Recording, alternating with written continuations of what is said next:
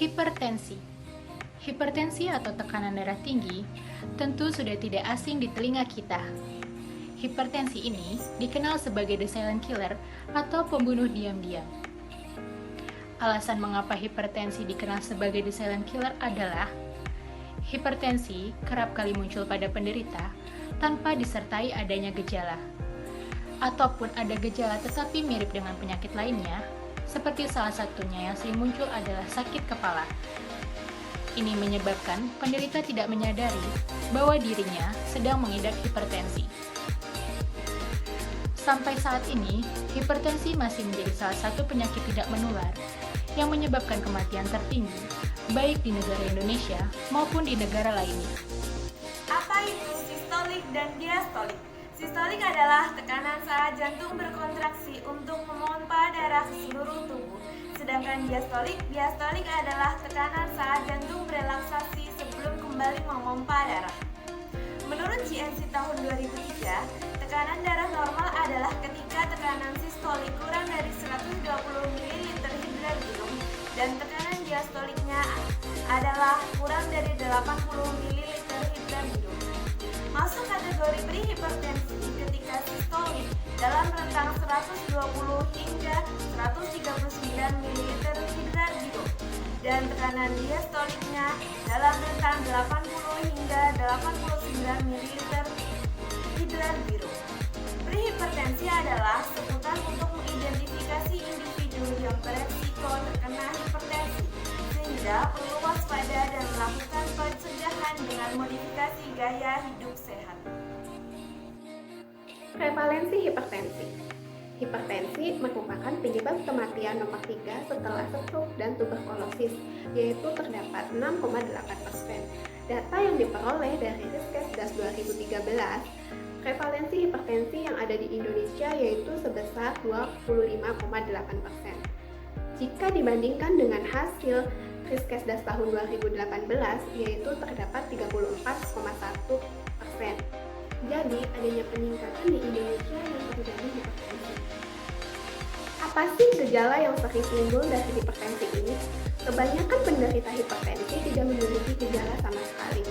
Sebenarnya hipertensi ini gejalanya nyatu atau bias, maka dari itu sering disebut dengan silent killer. Akan tetapi, terkadang hipertensi ini memiliki gejala seperti sakit kepala atau vertigo, kelelahan, nyeri dada, jantung berdebar-debar, sampai terjadi dengan mimisan. Penderita hipertensi yang tidak diobati dapat meningkatkan resiko terjadinya komplikasi, di mana penderita hipertensi dapat mengalami resiko terjadinya penyakit jantung, stroke, maupun penyakit ginjal.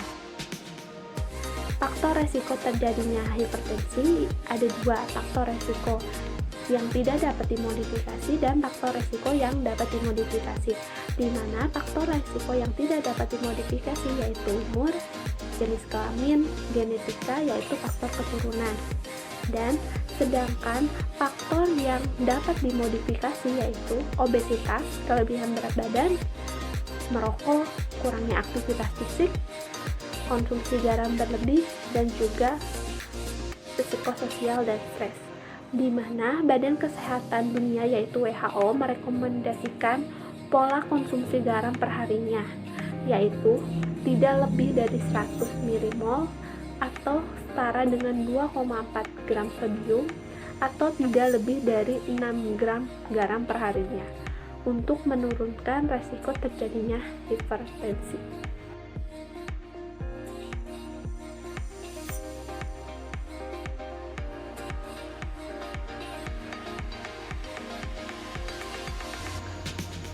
Terapi farmakologi untuk pasien hipertensi berdasarkan GNC 7 dibedakan menjadi dua stage. Yang pertama untuk stage 1 untuk usia pasien kurang dari 60 tahun menggunakan lini pertama dari golongan ACI seperti captopril atau dari golongan ARB seperti candesartan. Jika perlu ditambahkan dari golongan CCB atau thiazid. Sedangkan untuk pasien usia lebih dari 60 tahun menggunakan lini pertama dari golongan CCB seperti verapamil atau dari golongan thiazid seperti hidrochlorothiazid. Jika perlu ditambahkan obat dari golongan ACI ataupun ARB. Sedangkan untuk stage 2 pada semua umur menggunakan obat CCB ataupun tiazid yang ditambahkan dengan ACI atau ARB sebagai lini pertama. Jika perlu, maka dilakukan kombinasi 3 obat, yaitu CCB, tiazid, dan ACI yang dapat diganti dengan ARB. At stage 1 dan stage 2 dapat ditambahkan pula pengobatan seperti spironolakton atau beta blocker yang disesuaikan pada kondisi pasien. Sedangkan pada stage khusus, pengobatan disesuaikan pada kondisi medis yang dialami oleh masing-masing pasien. Selanjutnya, mengenai terapi non-farmakologi yang perlu dilakukan yang pertama, mengurangi asupan garam, melakukan olahraga fisik untuk menurunkan tekanan. Yang kedua, melakukan penurunan berat badan dengan mengadopsi pola makan DASH dietary approach to stop hypertension. Kemudian berhenti merokok dan mengurangi konsumsi alkohol. Demikian video pemaparan kami mengenai penyakit hipertensi. Semoga dapat bermanfaat bagi kita semua. Terima kasih.